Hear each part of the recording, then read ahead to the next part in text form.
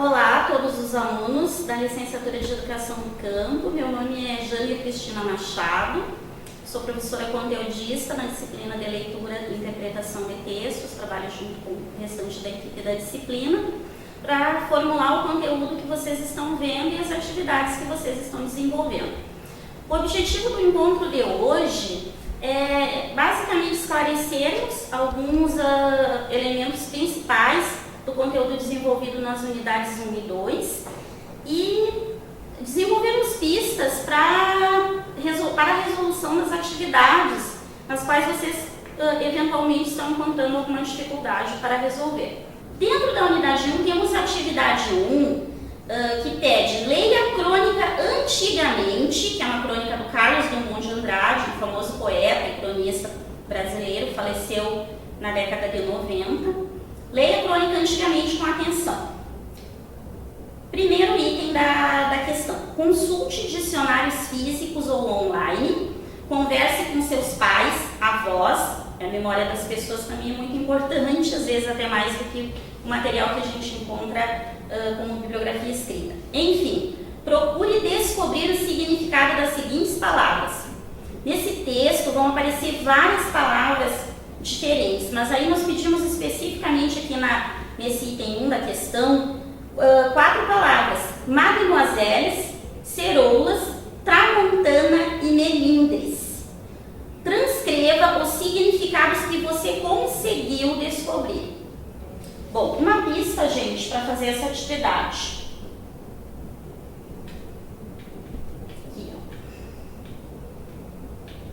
Vocês podem procurar no dicionário informal aqui, http www.dicionarioinformal.com.br. Vocês vão encontrar várias dessas expressões nesse texto. Inclusive essa crônica Antigamente, há vários trabalhos feitos sobre ela na internet. Inclusive, se vocês querem explorar outras questões, vocês podem colocar Antigamente, Carlos Drummond de Andrade, vai aparecer bastante material sobre ela. Dentro desse dicionário informal, vocês vão encontrar então significados para essas palavras.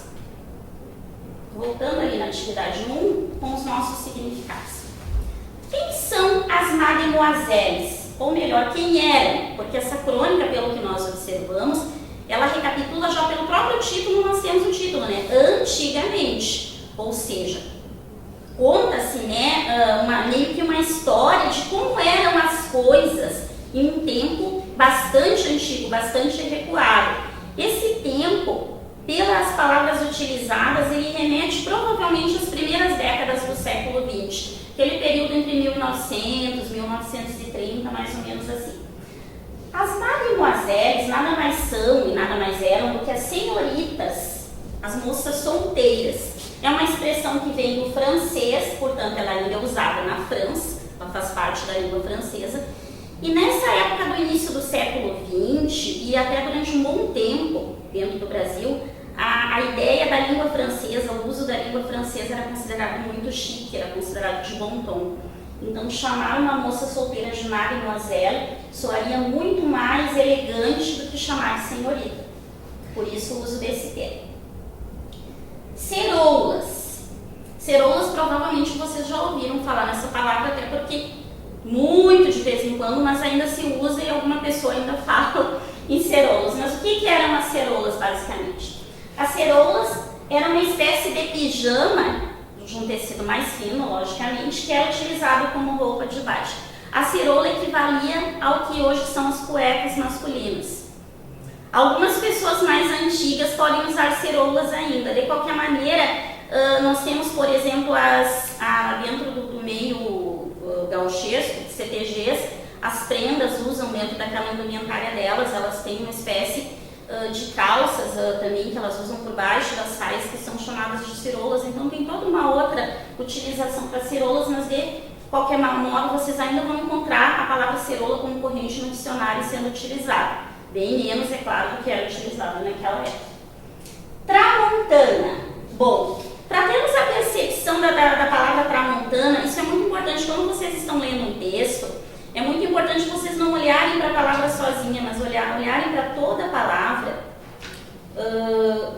para toda a extensão de onde ela aparece, para poder ter um significado mais correto para ela. No caso, tramontana equivaleria sozinha, equivaleria à estrela guia, seria a estrela polar. A estrela polar, que é aquela estrela que indica a posição do polo, um dos polos, ela serve como orientação, como guia para navegantes. Trocando em miúdo, seria a estrela guia, né? Que serve, o que vem a ser uma estrela guia? É algo que serve como um norte, né? Como uma orientação para a pessoa seguir o destino dela. Dentro do texto, nós temos a seguinte expressão. Ela aparece, vamos contar os parágrafos aqui. 1, 2, 3... Tá aparecendo um pouco complicado aqui para mim. 4. No quarto parágrafo aparece assim, ó. Era natural, lá na terceira linha vai aparecer. Era natural que com eles se perdesse a tramontana.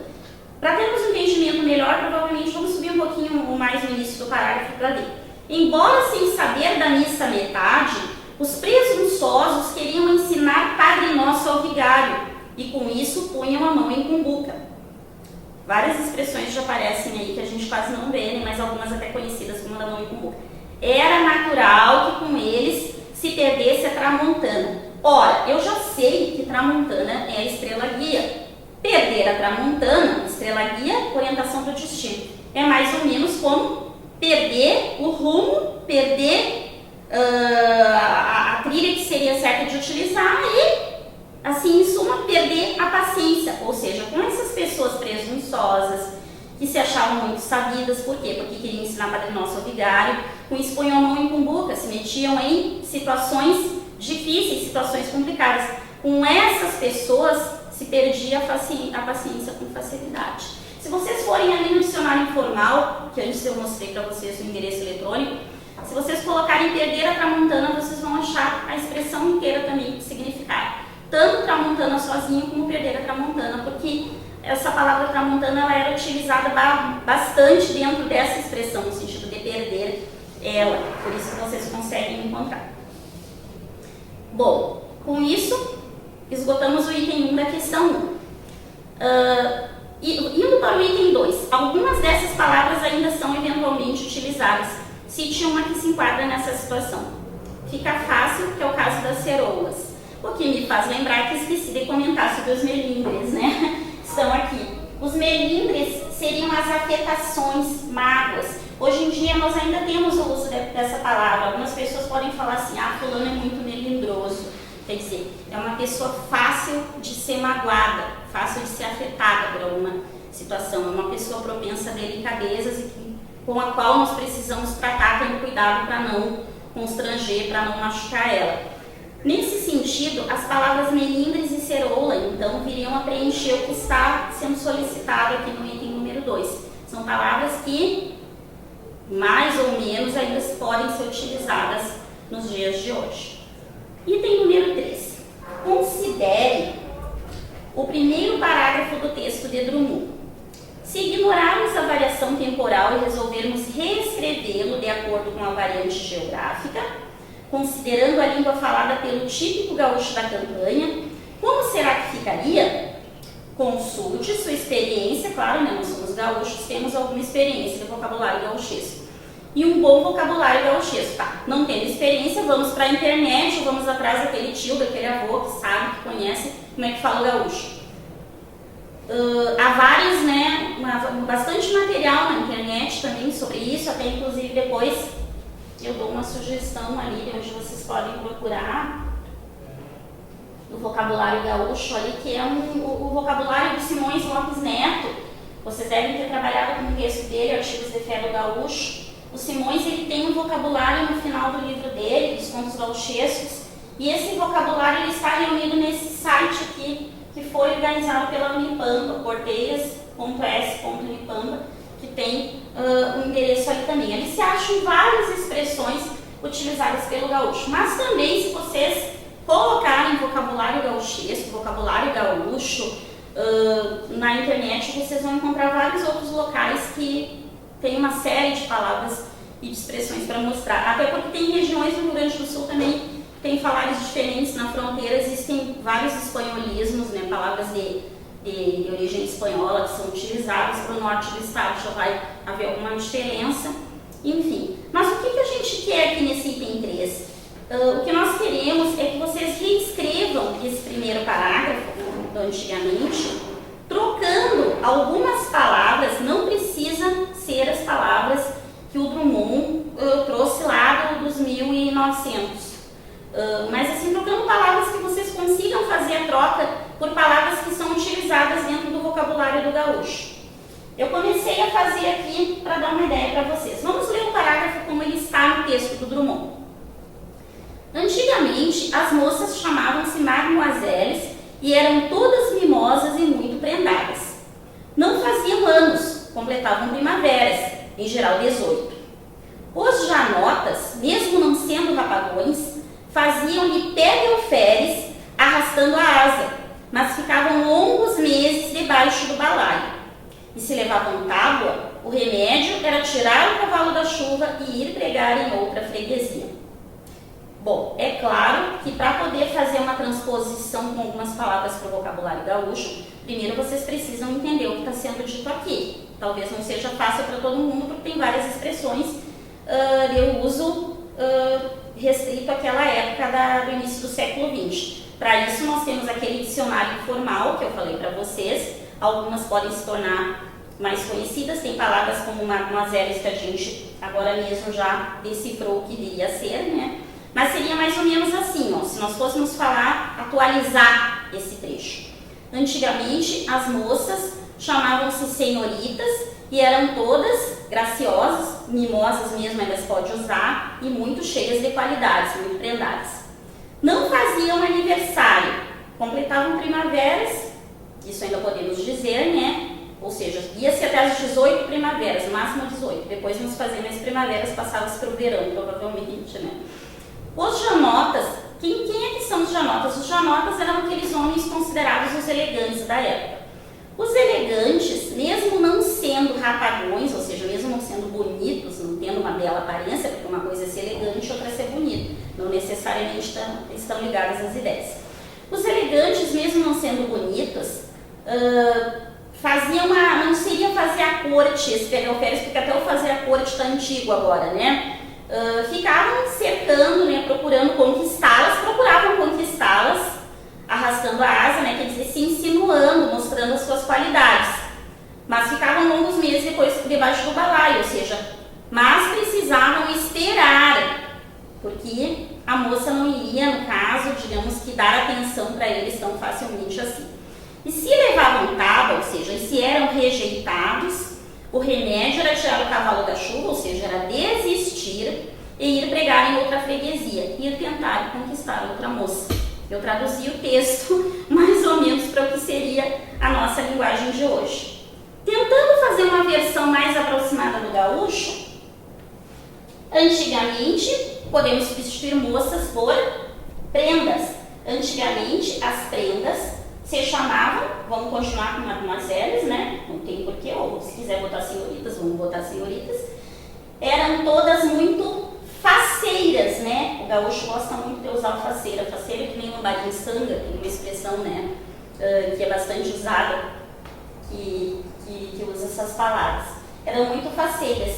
Não faziam anos, aí completavam primaveras. Eu cortei algumas coisas para a gente não ter que ir com todo esse parágrafo de novo. Os peões, vocês observem que eu tirei os janotas, que seriam os homens elegantes, substituí por peões, que seria o equivalente, né, ao rapaz, né, bem apessoado e tudo no mundo do gaúcho. Mesmo não fazendo um fachadão, mesmo não botando banca, como se vê em alguns locais também, ou seja, mesmo não sendo bonitos, né, queriam cerrar namoro, ou seja, queriam ter um relacionamento sério com essas moças. E por aí vai. Nós não vamos desenvolver todo o parágrafo, mas assim, a ideia dessa questão é fazer trocas com a linguagem. Nós dizemos a mesma coisa que está sendo dita no texto, porém com outras palavras de uma outra variante, que é uma variante geográfica. Se nós quiséssemos, por exemplo, utilizar um falar nordestino aqui, como é que será que fica ali? Né? Seriam outras palavras, mas o sentido permaneceria o mesmo. Com isso, então, resolvemos a atividade 1. Bom, com relação à atividade 2 da nossa unidade 1, o enunciado diz o seguinte: leia com atenção os textos e extratos de texto a seguir. Em seguida, identifique quais as funções da linguagem predominantes neles. O primeiro texto se chama Os Poemas e é um poema do Mário Quintana, poeta gaúcho bem conhecido aqui no Rio Grande do Sul, que já faleceu faz um bom tempo, enfim, bem querido Mário Quintana por todos os gaúchos.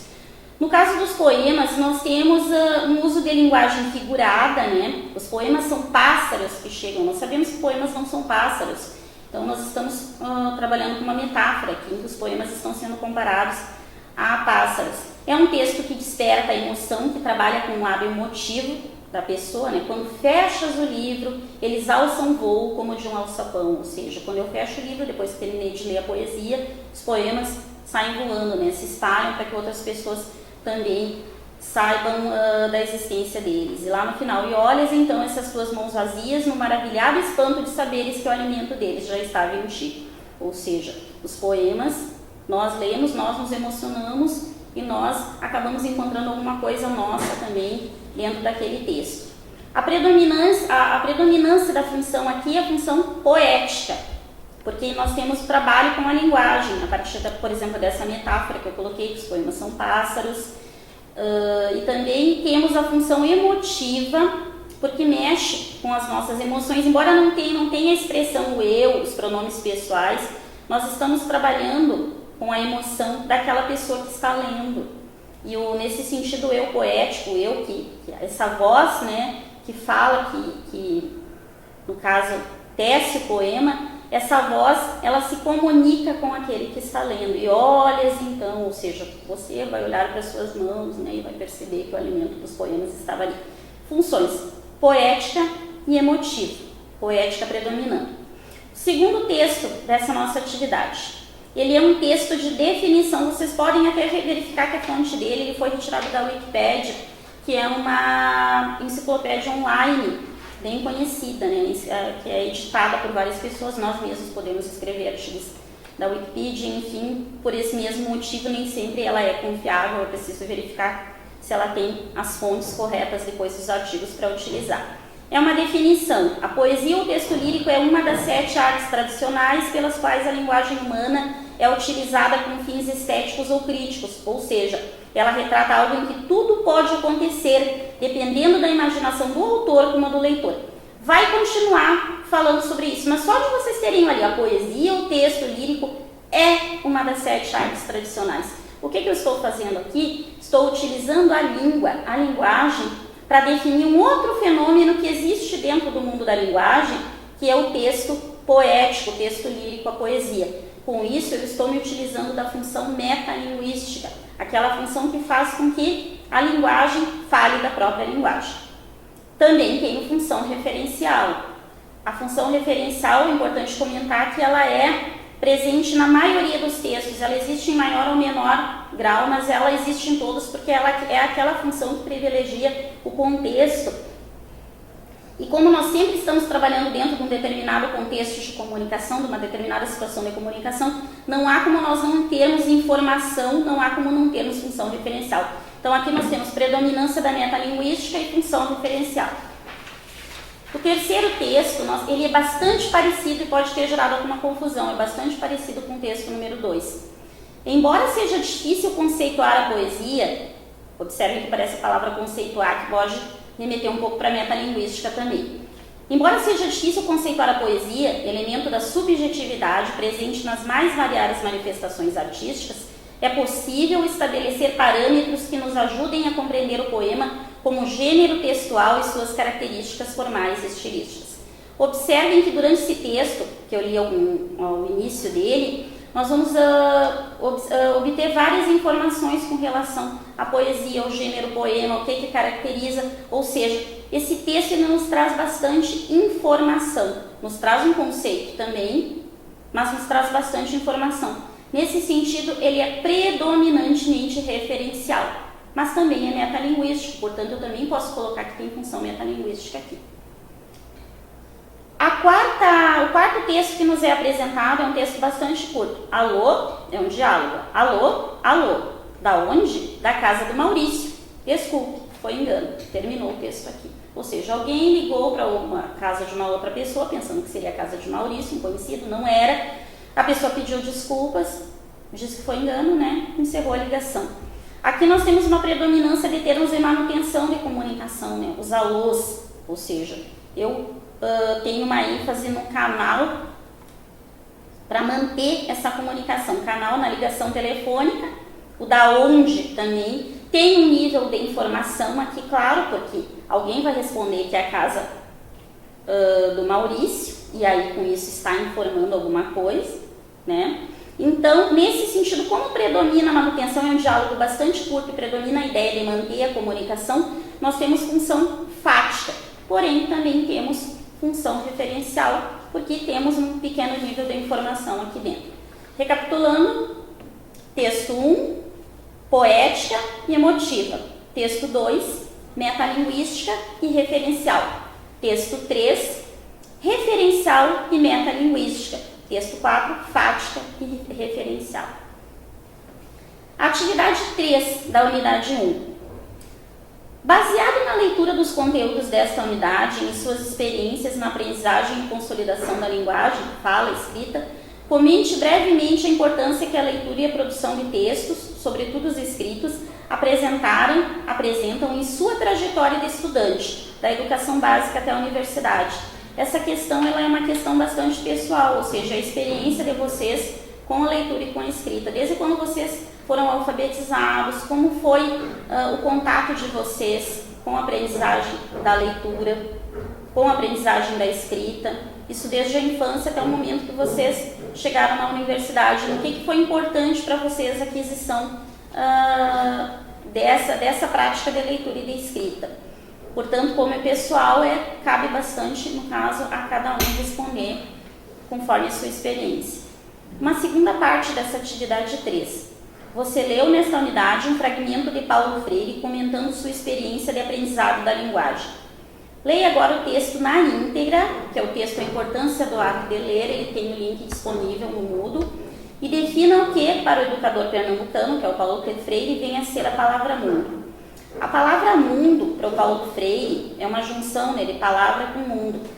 Significa a valorização do contexto em que se aprende a leitura, em que se é alfabetizado, em que se adquire a experiência de letramento, que é contínua durante a vida da gente.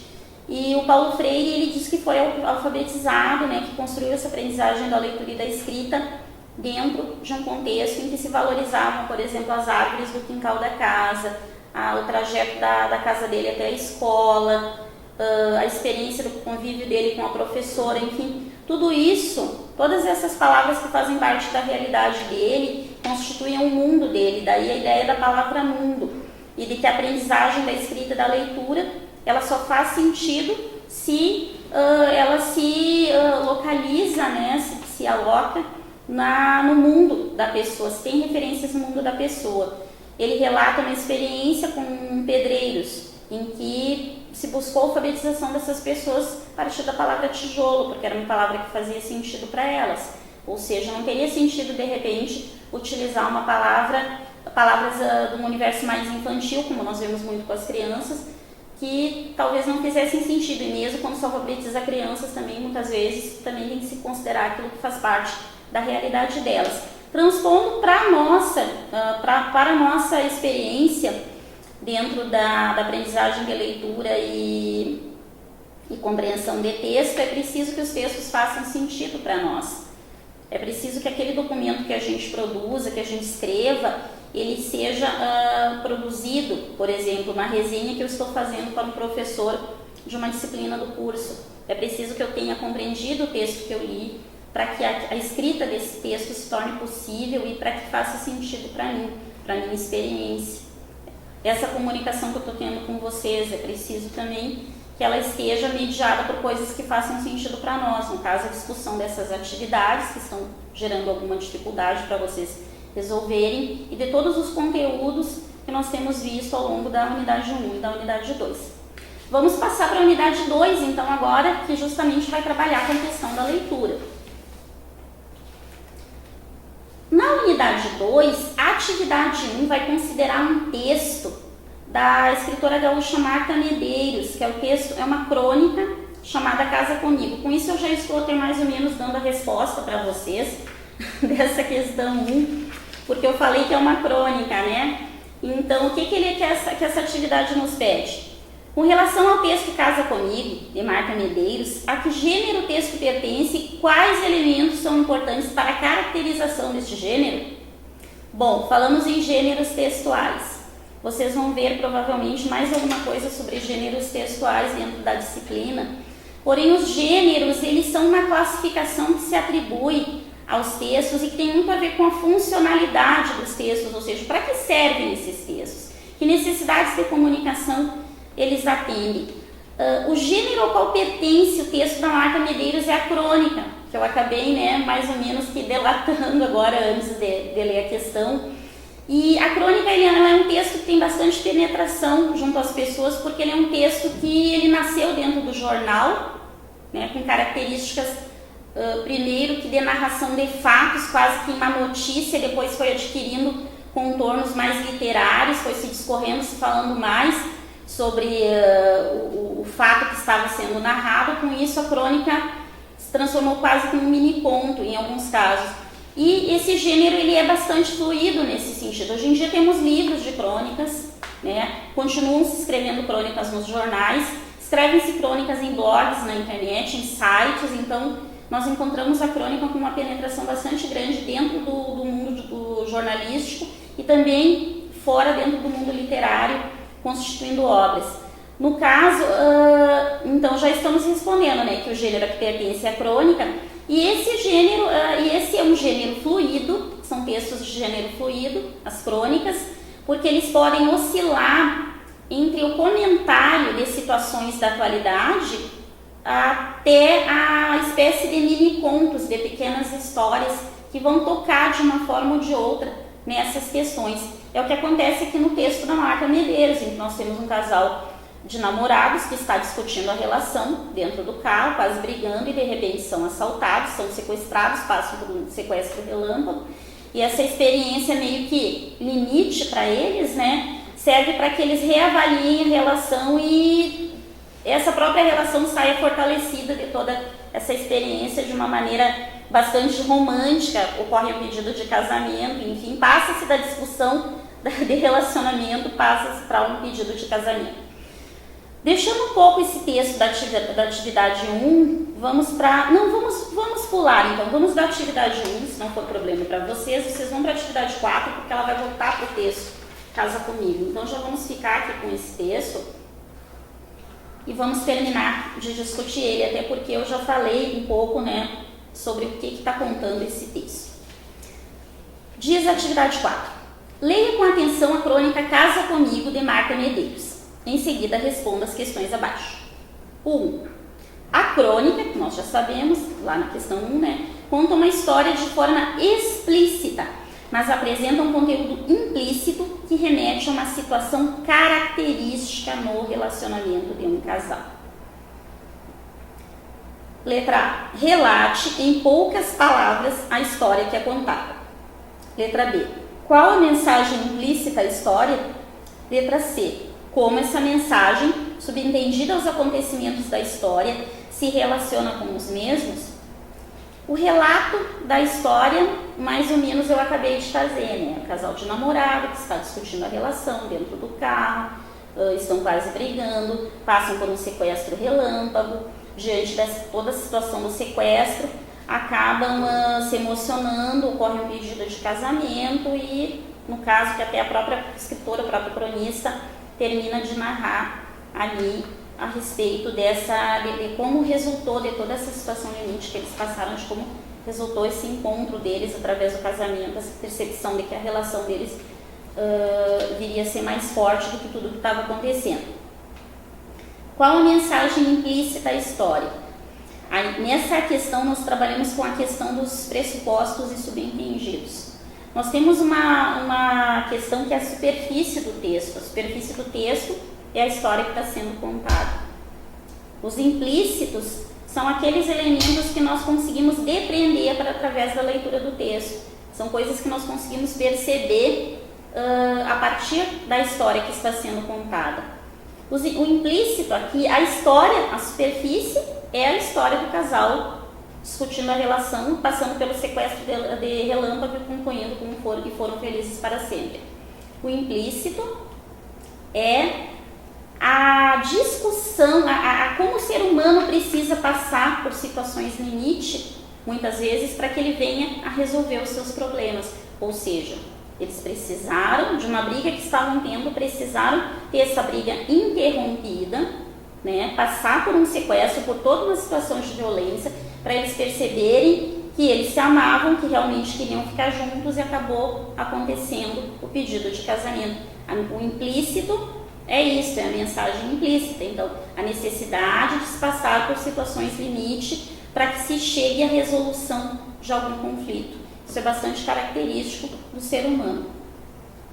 A mensagem subentendida, ela se relaciona com os acontecimentos nesse sentido, de que a situação limite que eles vivem aqui é o sequestro relâmpago. Então, a situação, o sequestro relâmpago, que é a situação limite, desencadeia essa resolução do conflito que tinha surgido a partir da briga do casal.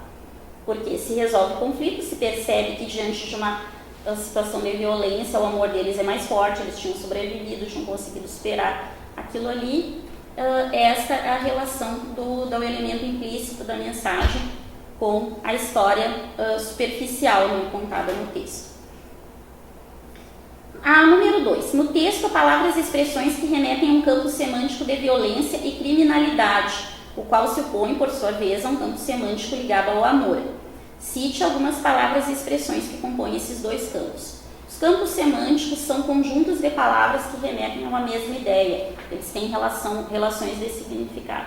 Nós vamos ter amor e vamos ter violência aqui. O que podemos encontrar como violência? Sequestro, meliantes, armados, bate-boca também não deixa de ser, embora o bate-boca ainda estivesse na situação da briga deles, agressão,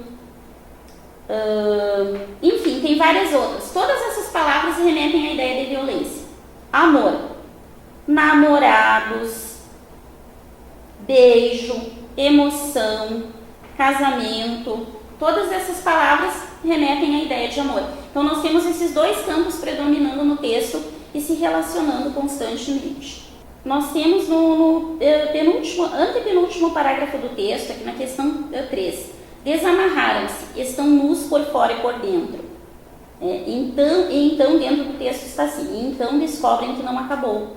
Desamarraram-se, estão nus por fora e por dentro, despidos de qualquer racionalidade, apenas aliviados com o desfecho da aventura e absolutamente tomados pela potência do que é essencial na vida, o amor. Esse desamarraram-se, depois sentiram sem amarras, né, no último parágrafo, mas houve um momento em que eles não pensaram, só sentiram tudo, sentiram sem amarras, sentiram soltos. Nas frases acima, nessas duas que a gente retomou, existe um jogo entre os sentidos denotativo e conotativo. Explique como esse jogo funciona. Denotação é a linguagem literal, é aquela que nos dá o exato significado daquele objeto, daquela situação da qual estamos falando. Mesa e pronto, né? O significado literal desse objeto aqui sobre o qual estão pousadas as folhas. Conotativo é o sentido figurado, é aquele que cria uma imagem para a gente, que não é o primeiro significado de uso concreto do objeto. Quando eu dou o exemplo, os poemas, aproveitando o texto do Mário Quintana, que a gente já viu, os poemas são pássaros. Poemas não são pássaros, poemas são textos, pássaros são aves, estou estabelecendo uma comparação. Portanto, estou utilizando linguagem figurada, estou utilizando linguagem conotativa. Aqui eu tenho o jogo da seguinte forma. Na linha 17, desamarraram-se, estão nus por fora e por dentro. Esse desamarraram-se, ao mesmo tempo que eu tenho denotativo, que é o significado deles se soltarem, porque os sequestradores tinham preso, eles tinham amarrado eles, ao mesmo tempo que eles se soltaram, eles também se soltaram, além de se soltar fisicamente, eles se soltaram emocionalmente. Por quê? Porque eles suspenderam aquele bloqueio no qual tinha surgido a briga, que não conseguiam resolver um conflito com relação aos sentimentos deles e a relação deles. Agora, eles também estavam com esse conflito resolvido. Então, estavam desamarrados também interiormente, eles se soltaram interiormente. Estão nus por fora e por dentro, ou seja, agora a nossa verdade, a verdade do nosso sentimento está aparecendo. Eles estavam nus, de fato, porque os sequestradores deixaram eles sem roupas, mas eles também passaram a estar nus porque se revelaram um ao outro no sentido de que o amor deles era mais forte do que as brigas que eles vinham tendo. Sentiram sem amarras. O sentimento não estava mais amarrado, ou seja, o denotativo aqui perde a força para o conotativo, porque nós temos, ou seja, o sentimento que não é freado, que não se submete a pressões, no caso, porque justamente diante da situação limite que está se vivendo, nós conseguimos finalmente sentir de maneira livre. É preciso passar por essa experiência de estar amarrado para conseguir se desamarrar com isso, tanto fisicamente como emocionalmente. A questão 4, dentro da atividade 4. No texto, predominam frases curtas ou períodos longos. Procure explicar a escolha da autora em função das características da história. Justifique sua resposta com um exemplo. Se vocês observarem, nós temos, claro, que algumas frases longas, mas a maior parte da crônica contém frases curtas, que resumem as informações, principalmente nos últimos parágrafos. Estão casados há 10 anos, esse é o penúltimo parágrafo. Não sei se plenamente felizes, ponto. É provável que os motivos dos ciúmes e das queixas e de tudo aquilo que explodiu naquela discussão dentro do carro antes do sequestro tenha se repetido outras vezes, aqui é um pouquinho mais longo. A realidade impõe os seus caprichos, ponto. Obriga a gente a pensar e manter a sanidade, ponto. Maldita sanidade. Então existe uma preferência pelas frases curtas. Vocês vão observar dentro dos parágrafos que existem muitas frases curtas. Essa escolha, ela demonstra a necessidade da autora de que a história tenha um andamento até certo ponto rápido, né, para que se conclua, né, e que é um andamento meio que relacionado a essa situação limite que eles vão vivendo, porque é uma situação, um sequestro relâmpago, né. Então, o sequestro relâmpago é rápido e as coisas acontecem rapidamente, mas existe uma profundidade muito grande dentro dessa experiência deles.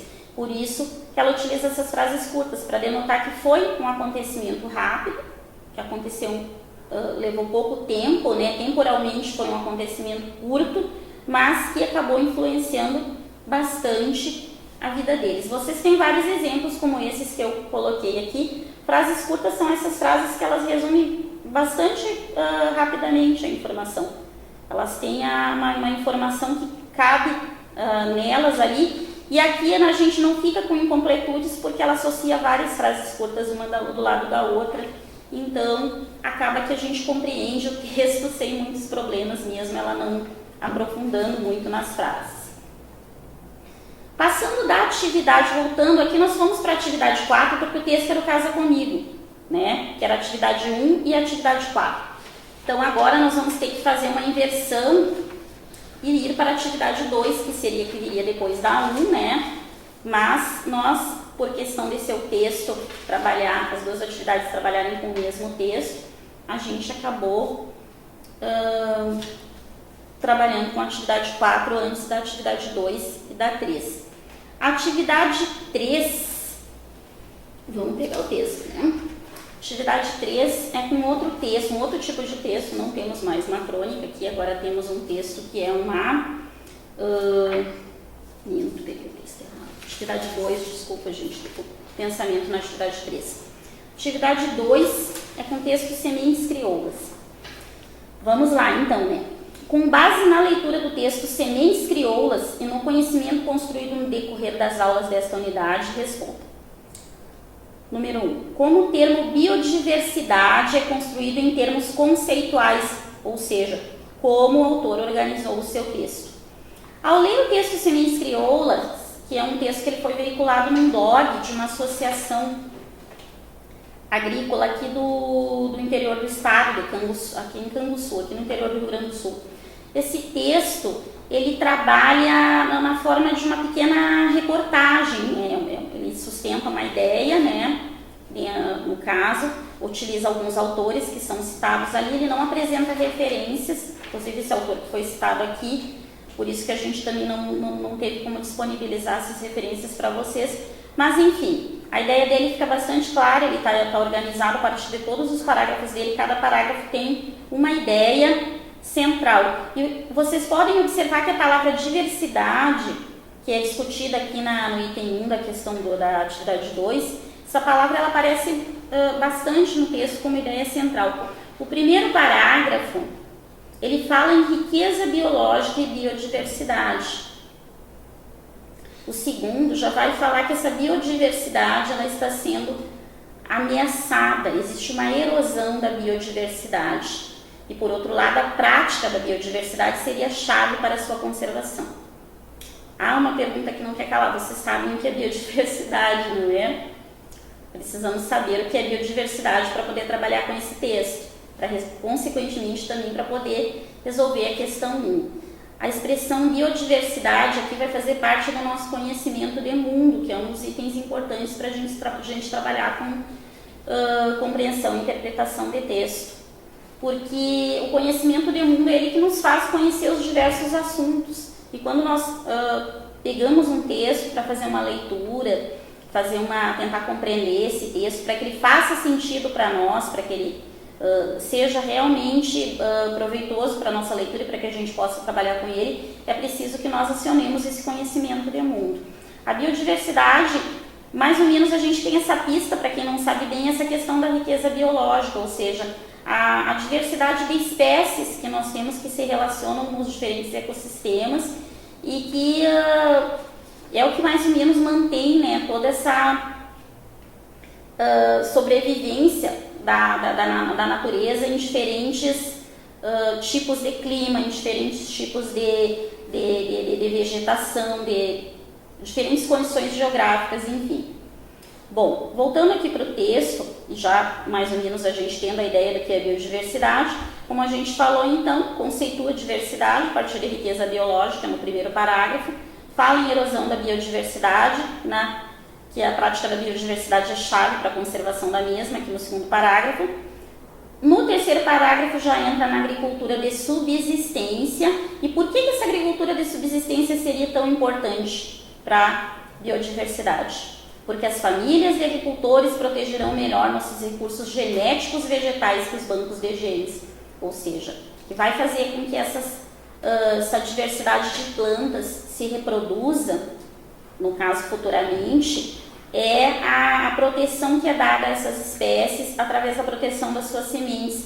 E isso, segundo o autor, segundo o escritor desse texto, acontece muito mais através da agricultura familiar e de subsistência do que dos bancos de produção de sementes das grandes companhias, das grandes empresas.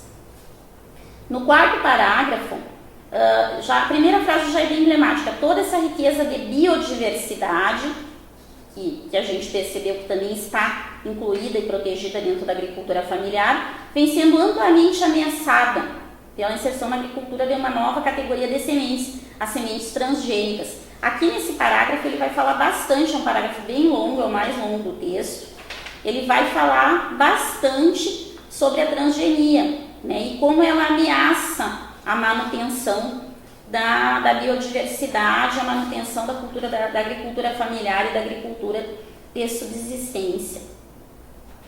E ele conclui, né, o último parágrafo do texto, esta prática de transformação, ou seja, transgenia, não é benéfica para a agricultura familiar, pois está deixando um espaço muito grande entre o pequeno agricultor e o agronegócio. Quer dizer, a ideia de biodiversidade ela é desenvolvida durante todo o texto para mostrar o que ela é e a sua importância, como ela está sendo afetada, prejudicada, como a agricultura de subsistência garante, familiar, né, por sua vez, garante a manutenção da biodiversidade, a maior ameaça sendo a essa agricultura e, consequentemente, a riqueza da biodiversidade sendo as sementes transgênicas, e o porquê as sementes transgênicas não são benéficas para os agricultores. Toda essa ideia que é desenvolvida, então, ele organizou o texto, a organização é feita em cima dessa ideia da biodiversidade como sendo importante, como estando ameaçada, como sendo um atributo, né, uma característica da agricultura de subsistência, das sementes crioulas, da agricultura familiar, que essa ameaça, por sua vez, é dos transgênicos e que, enfim, os transgênicos prejudicam, ele retoma e reforça essa ideia mais para o final, né, prejudicam também não só essa questão dessa ameaça da biodiversidade, mas a própria sobrevivência econômica do agricultor que trabalha com agricultura de subsistência. É assim que é organizado o texto. Em relação à forma, avalie o conhecimento linguístico e de organização textual adotados pelo autor. Esse vem a ser o número 2. O conhecimento linguístico, outra coisa que nós precisamos saber. Conhecimento de mundo, já falamos, precisamos saber de biodiversidade. Conhecimento linguístico, saber utilizar os recursos da língua, saber organizar frases, saber escolher palavras.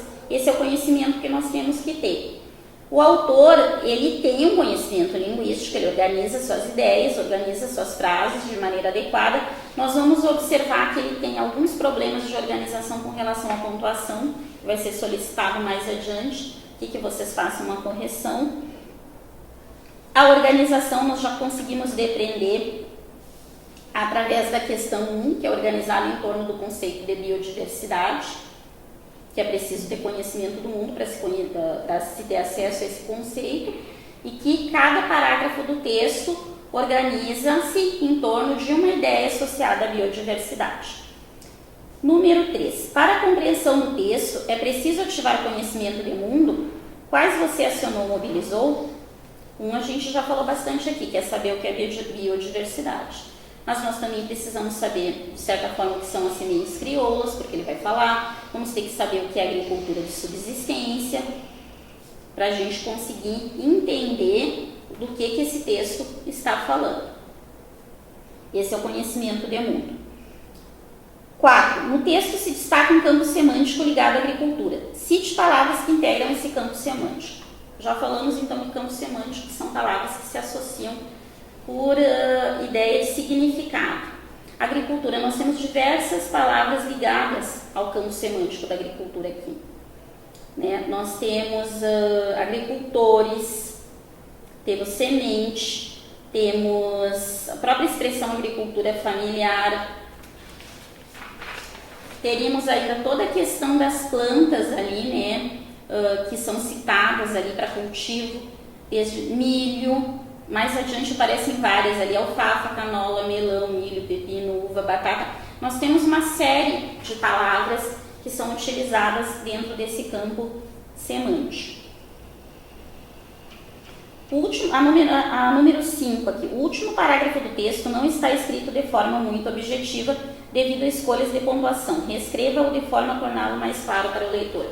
O último parágrafo, ele é um parágrafo que apresenta um problema ligado às frases longas. Normalmente nós preferimos utilizar as frases curtas para facilitar a comunicação, e até porque também o uso de frases muito longas, ele ocasiona geralmente um excesso de vírgulas, e com isso acaba se perdendo um pouco o controle sobre como se está articulando, né, as ideias umas às outras. Como vemos, esta prática de transformação não é benéfica para a agricultura familiar, pois está deixando um espaço muito grande entre o pequeno agricultor e o agronegócio. O acesso às sementes fica sob o controle das grandes empresas, que colocam nelas o preço que querem, dificultando o acesso dos pequenos agricultores, que não têm como enfrentar o poder das grandes empresas, ficando elas com a maior fatia e o controle da tecnologia em suas mãos para barganhar, tornando-se, dessa maneira, absolutas dentro de seus objetivos, que são o lucro e o aumento do seu capital. O problema aqui acontece a partir do acesso às sementes. É uma frase muito longa. O que nós podemos fazer aqui é quebrar essa frase, né? Fazer frases menores, modificando a pontuação. Com isso, torna a leitura do texto mais agradável, digamos assim, e facilita a compreensão. Nós podemos fazer da seguinte forma. O acesso às sementes fica sob controle das grandes empresas, que colocam nelas o preço que querem. Ponto. Isso dificulta o acesso dos pequenos agricultores, que não têm como enfrentar o poder das grandes empresas. Ponto. Essas ou elas ficam com a maior fatia e o controle da tecnologia em suas mãos para barganhar, tornando-se, dessa maneira, absolutas dentro de seus objetivos. Esses objetivos são o lucro e o aumento do seu capital. Vocês notem que se a gente fizer essas quebras, conseguir fazer frases mais curtas, a leitura parece que fica melhor e nós conseguimos entender, a leitura flui melhor e nós conseguimos entender melhor o que o autor está querendo dizer. 6. O hiperônimo plantas alimentícias pode se aplicar à retomada de diversas palavras existentes no texto, atuando como recurso coesivo eficiente. Recurso coesivo, estamos falando de coesão, aqueles elementos que mantêm o texto coeso, ligado, amarrado entre si. É para isso que nós usamos os campos semânticos também, para criar uma circularidade de assunto, para que a gente possa perceber que o texto está realmente falando daquele assunto. Com isso eu mantenho o significado, né, uma coesão de significado, e com isso, consequentemente, eu também tenho a coerência, ou seja, o texto faz sentido para mim, e eu vou constantemente retomando para o meu leitor a ideia, né, que eu quero reforçar.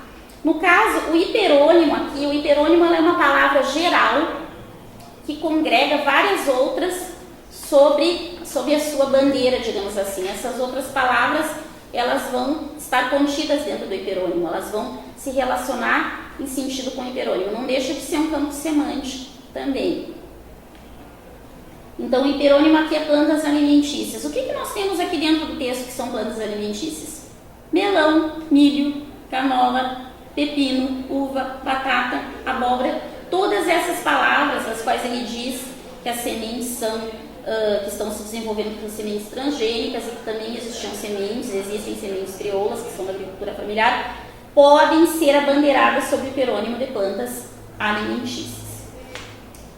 Finalmente, encontre no texto um par de palavras que opere coesão referencial e outro que opere coesão sequencial. A coesão referencial, ela atua principalmente através dos pronomes, dos sinônimos. Ela retoma, no caso, para a gente não ter que estar sempre repetindo uma determinada palavra, nós utilizamos esses elementos de coesão. Com isso eu amarro, né, o meu texto, eu faço com que ele também ande, com que ele crie sequência e não torne a leitura dele desagradável, não acabe truncando a leitura para mim.